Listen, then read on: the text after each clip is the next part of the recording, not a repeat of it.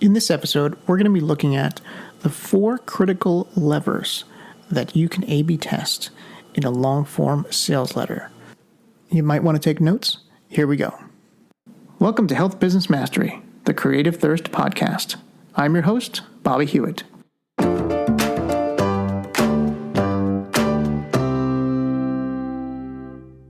So the thing about a long-form sales letter for a health supplement product is that there really are only a few areas that you can lean on and improve to make the biggest results.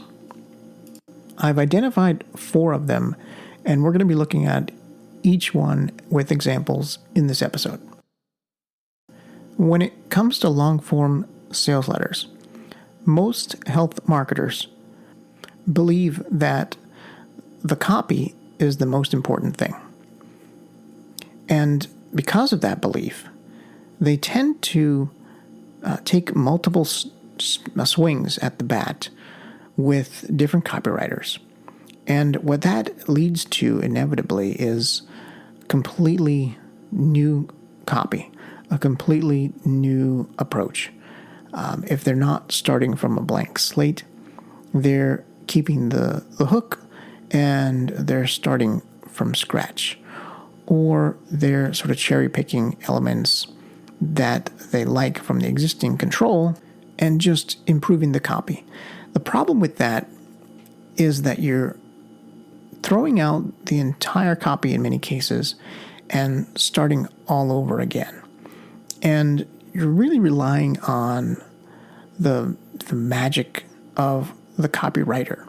So every health supplement business out there, because of this belief that they have that the copy is the most important element, and I'm not saying that it's not, it is definitely an important key, may not be the most important, but it is an important key to making a health supplement business work. But that mindset leads you to continually find new copywriters. Really, it's kind of like you're searching for the latest, hottest copywriter out there, hoping that they have this magic pill that will just work. So what happens is, after hiring multiple copywriters, each taking their own sort of take on your sales letter, you really lose out on any learnings there because you're changing the entire thing. You're changing the entire sales letter, or a good majority of it.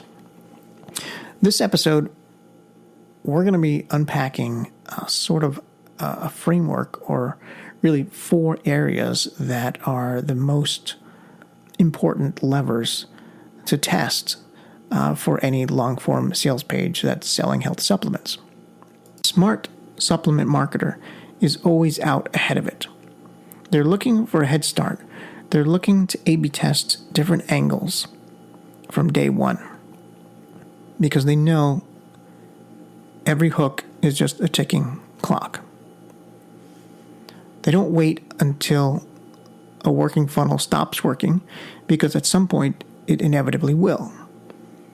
Either your competition will catch up to you, or the buyers would have heard it before. Or maybe you swiped your big story from what's already working out there to begin with, in which case you have even less time because it's already been out there and will become old news all that much sooner. And that is why you test. Let's take a look at the first of 4. A/B test number 1. A new headline. The purpose of a headline is not only to grab attention, but also to keep the visitor reading the next sentence. If the reader stops at your headline, your sales conversion is dead in the water. So it's pretty important and an easy copy fix. We've ran A/B tests where all we changed was the headline and got a 10 to 15% lift in sales conversions. That's how powerful just the headline is alone. Now, a 10 to 15% lift is pretty good. It's not game-changing, but I'll take the lift. But there's a bigger piece in there that's kind of hidden that I want to point out. And that is that a headline test can lead you in different directions. Think about it like a probe. You're probing out there to see what's going to work. And you're looking at the data to point you in the direction. Because once you see that a new headline, a new angle, a different sort of approach to an existing headline gives you a lift, that could inform a different type of test that you can do, which we'll get into as test number 2. But for now, let's stick with the headline and go a little bit deeper. Some things to test within the headline include testing an element of proof. This can be either baked right into the headline or added as a subheadline to support a statement made in the headline itself. Here's an example of a headline with a subheadline proof added. Scientists discover modern solution to memory problems, hidden in 6,000-year-old secret. Scientific studies show it boosts memory, speeds up thinking, reduces stress, and even reverses brain aging. That little extra bit about the scientific studies adds an element of proof to the headline. Sure, the headline could work without it, and without it, it would read like, Scientists discover modern solution to memory problems hidden in 6,000-year-old secret. That's fine for a headline. There's nothing wrong with it. But it can be supported. It can be A/B tested against adding that little extra bit of proof. Here's another example of a headline with the proof baked right into it. Here's the headline. The Nobel Prize-winning discovery used for better heart health. That's okay. We can even make it stronger by adding some specificity to it. Here's how that looks. The Nobel Prize-winning discovery over 180,468 men used for optimal heart health. That specificity of that specific number adds more credibility and more proof, another proof element of specificity, and also the Nobel Prize-winning discovery. That's the most important part of the proof element here in this headline. That's what I mean by having proof built into the headline. It's baked right in. It's part of it. Here's another take on that it can be even more powerful. The Nobel Prize-winning discovery over 180,468 men used that made their prescription meds a thing of the past. This last headline there also has an element of curiosity built in, which we'll get to in just a minute. But before that, I want to briefly talk about how to address objections before they're made right in the headline. The same way we baked in the proof, we're going to bake in objection handling into the headline. Here's an example. You can do this with an objection preemptive headline, and a template for that is this. Either no or yes in the front.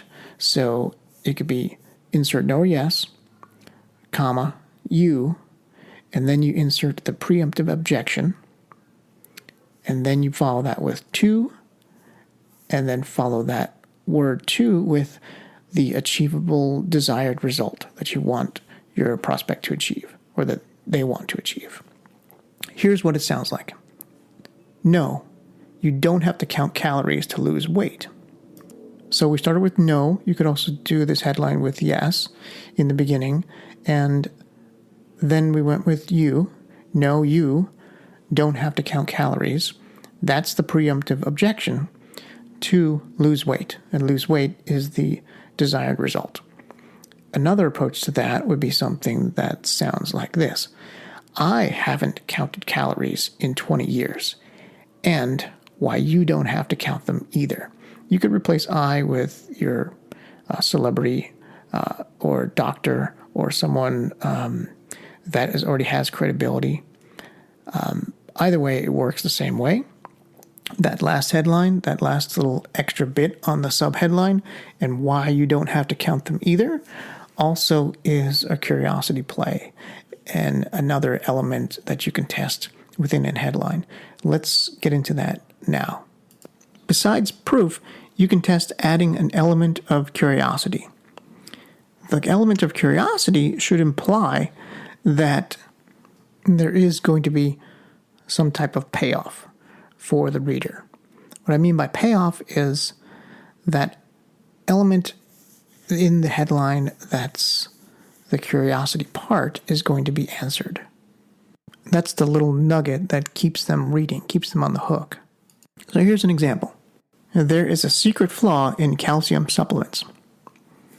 Now, the reader naturally wants to know what the flaw is, and that's what drives them to keep reading. There's an element of curiosity baked into that headline. Naturally, the next question in the mind that you're creating with that headline is, what is that secret flaw? I need to keep reading to find out. Here's a couple of more examples. Here's the headline. Do this 1 hour before bed to pee out stubborn fat in the morning. Okay, so the curiosity element is, what is that one thing that I should be doing before bed? And if you notice in that headline, the benefit or the implied benefit is part of the headline as well. That's what makes that headline work. It's got a bit of curiosity, and it's got the implied benefit of peeing out the stubborn fat. A third example or a framework for the curiosity play on the headline is this. Here's the framework. How, and then you insert the industry expert, solved, and then you insert your problem, once and for all. So this type of headline format can be used to play up what it is that they solved and how they solved it. Just the fact of wanting to know how they solved it is the curiosity play here. You see the typical curiosity play headlines with things like the one weird trick or the weird science behind, and then you insert the topic as the second part of the headline there. Those are all way too common. They do work, but they don't have the same power as a headline with proof built into it. And typically you see these type of headlines, the one weird trick headlines out there in the market. And this is really, in my opinion, a lazy headline. If you have that type of headline, that lazy headline, and regardless of whether it's working or not for you, regardless of if you even know that, I implore you to test it. Use some of the frameworks here in this podcast to build off of those one weird trick headlines that you might be using and A/B test them.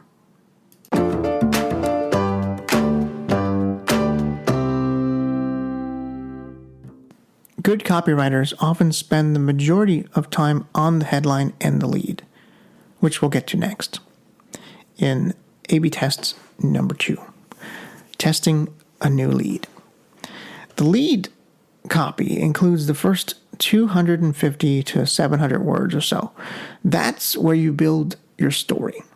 Sometimes it's built off of a single exceptionally strong testimonial telling the story of that customer's journey. It's emotionally based, and it includes anecdotal evidence to support your claims in a compliant way. Testing your lead copy is such an underutilized area of split testing. The lead copy is so important because it's the beginning of the copy. I mean, right after the headline is where your lead starts.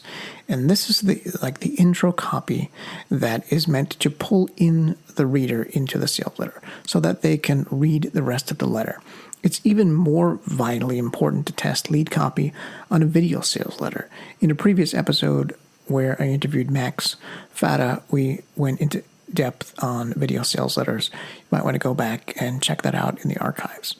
But the average rate of video sales letter consumption that I'm seeing in the first 2 minutes of the average VSL, the drop-off rate is around 50 to 60%. So 50 to 60% of the people that are watching a VSL are leaving after 2 minutes. Every percentage point that you can extend and keep people hooked within that first 2 minutes of the video sales letter, and also within the first, page of a long form text page, is super critical. Every percentage point that you can move the needle there and keep people engaged further is going to have an exponential effect on the amount of people reaching the offer section and buying. That's how vital it is to test lead copy. And if you're not testing lead copy now, I encourage you to start testing. After running hundreds of A/B tests and breaking down multiple direct response sales pages, I've identified a clear pattern that works for opening leads. Here's the breakdown. 1. Introduce the problem. 2. Intensify the problem. This is where you empathize with the avatar. 3. Provide hope for a solution without stating the solution. That's very important. But it's not what you think. This keeps them reading and answers the immediate objection of, I know what the solution is already. You never want the reader to think that they already know what you're going to say. You want to make it interesting for them so that they keep reading. The fourth part is to provide proof. This is proof about the author, since the solution is typically not revealed in the lead yet. So this section provides the reason why you should listen to me. This is typically the part of the lead that goes into, hi, my name is, and it goes into a little backstory of the person. And the last part is an open loop to keep them watching or listening or reading. Typically, it's a promise of telling them that a key to fixing their problem has not yet been revealed. So you could look at your lead copy and match the structure to what I just outlined to see what you might be missing or what you might want to add in to test. This episode would be 10 times as long if we broke down the lead in and fully played out every element. So in an effort to keep it shorter and to give you more A/B test ideas, we're going to leave the lead at that and move on to A/B test number 3, a new unique mechanism. The uniqueness part of the mechanism counts a lot. Many times you can key in on an overlooked ingredient that your product already has, but no one else is talking about, or talk about it in a new way that nobody else is doing. Some things to A/B test around the unique mechanism include the metaphor, that is the metaphor around the mechanism of action on how it works in the body. Changing that metaphor, seeing which metaphor resonates, or which is a better fit, or which presents a more interesting story. The second way you can do it is to bridge the copy between the problem and the solution of the mechanism. However, sometimes you have a supplement product that's pretty vanilla compared to everything else in the market. A plain bottle of turmeric comes to mind. There's nothing really exciting about it. In that case, a new formulation may be what you need. And this will help your product stand out. If it's too similar to what's on the market, then why should people buy it from you? There's no differentiation here. We're going to be talking a lot about that and a lot about unique mechanism as well in a future episode. But I don't want to go too deep into it right now. So let's move on to A/B test idea number 4, testing a new offer. The offer is one of the biggest levers for success. Unfortunately, it gets overlooked by many dietary supplement copywriters. They default to trying different headlines and leads and overlook the offer completely. When they do include the offer or think about the offer, they typically just copy what is already out there. But let's back up a little bit. What do I mean by offer? The offer is not the product. The product itself is only one piece of the offer, but it's not the offer itself. The offer is the packaging of value that the prospect is buying. This includes things like the functional, dimensionalized, and emotional benefits of the product, what the product does, what is the emotional benefit you get from it, what is the functional benefit from it, meaning what will I be able to do, what is the hope that you're tapping into here. But the offer also includes things like bonuses or premiums that are added to increase the overall value of the offer. These can be special reports that you include. These can be additional bottles that you include. These can even include free shipping as part of this. The discount structure is also part of the offer, which the price is also part of the offer, and the typical type of discount structure is either a percentage off or a buy one, get one. Those are two separate things you want to test individually. And a lot of that goes into your cost of goods and really what you can afford. But you want to see which one of those types of offers, percentage off or BOGO, buy one, get one, your customers will resonate with. That alone could be one variable in an A/B test for the offer. Other elements of the offer include the guarantee, which is your typical risk reversal part of the offer, and even how you position it against the retail price, or typically you'll see supplements positioned as a per day price or against another product that their customers are very familiar with. In things like that, you'll see less than the price of a cup of coffee, because presumably your audience knows what that price is and typically drinks that on a daily basis. And so then you're creating this comparison in your mind. This is all how you're positioning the offer.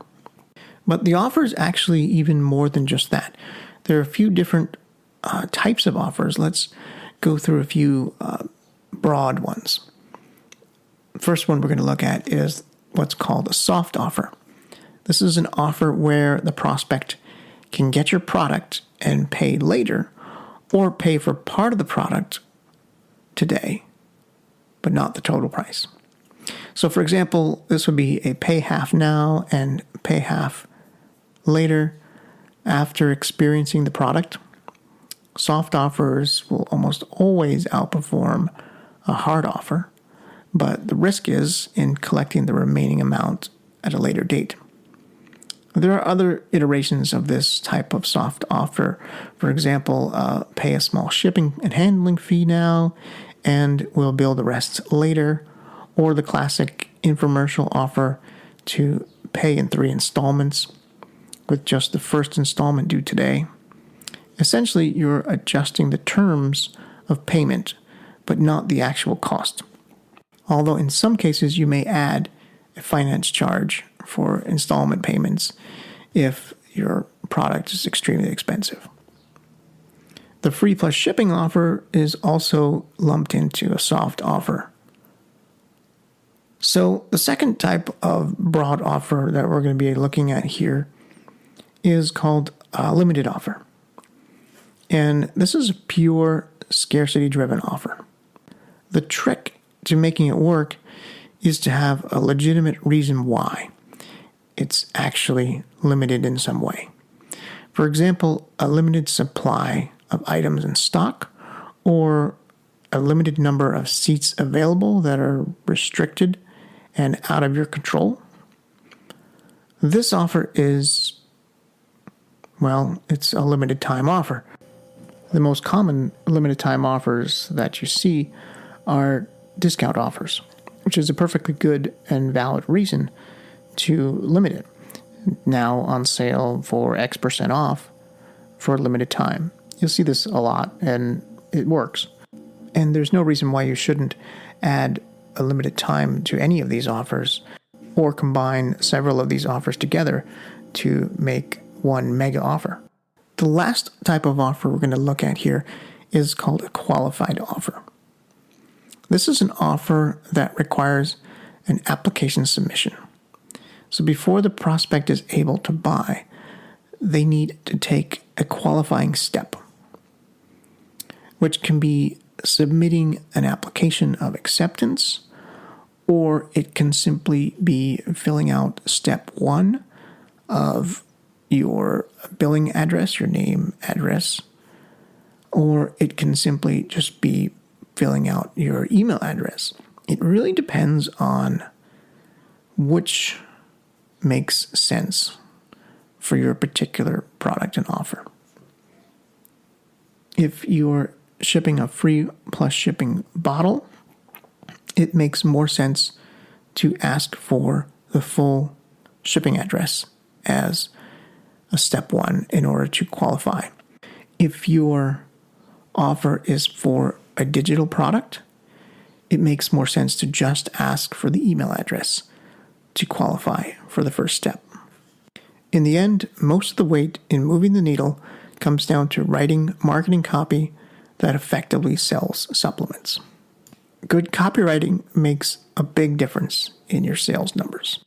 When done right, sales copy provides a clear and compelling case to buy.